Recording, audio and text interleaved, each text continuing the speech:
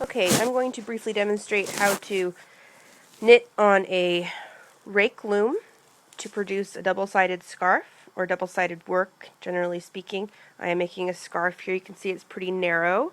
It's only 6 stitches wide. It's black on one side, black glittery, and red glittery on the other side, and when it's kind of pulled taut, you can't really see through it to the other side. But black and red look nice together. Knitting on a rake loom, you want to probably be using about 2 or 3 strands of worsted weight. These 3 are a little lighter than worsted. I think this one's worsted, or maybe this one. So anyway, to make sure it's nice and thick, you can use like a super thick yarn instead if you prefer. The reason I like knitting this particular style the best is that the pattern that you perform with your hands is actually really fun to do. And so this is what it looks like. You keep the black on one side of the loom always and the red on the other side always for pure black on one side, red on the other. You can actually do different patterns if you want to get more advanced, and then you'll have like alternating chevrons on one side and the other.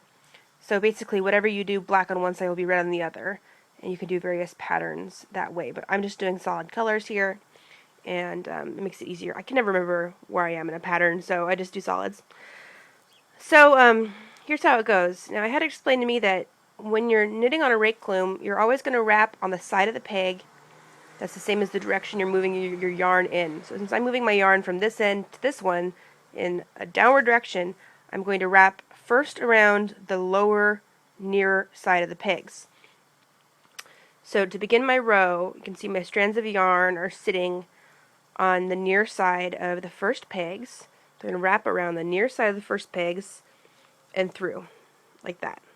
And then, I'm going to cross them over and make, what would you call that? A diamond? An overlap?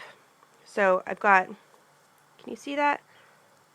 There's really, I'm not creating a knot or anything. See, there's nothing, nothing fundamentally changing. But what I am doing is overlapping the strands.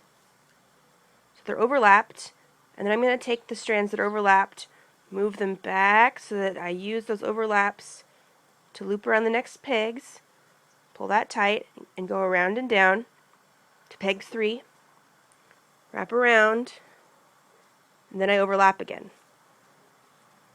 This feels really natural when you get used to doing it.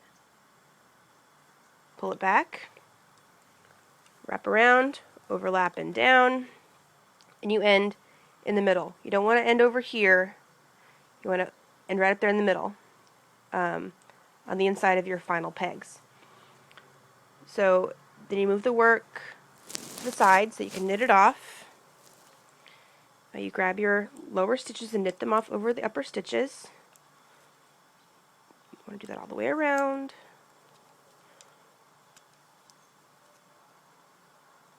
Make sure you grab just the strands from the lower stitches, keeping them separate from the upper stitches. That'll keep all of your stitches neat and not looking thinner or fatter than their neighbors. Okay, so that's it for that row. I like to use my tool and press it down like that. And then it's really simple. You just start at the other end. I like to turn the loom around rather than going upwards and downwards. I always just knit toward myself. Turn it around, go down, do the same thing. And doing this, you wind up with a foot every 30 minutes, something like that. It's really simple to just shoot a scarf out and have one done while you're watching TV. Okay, that's it. Thanks.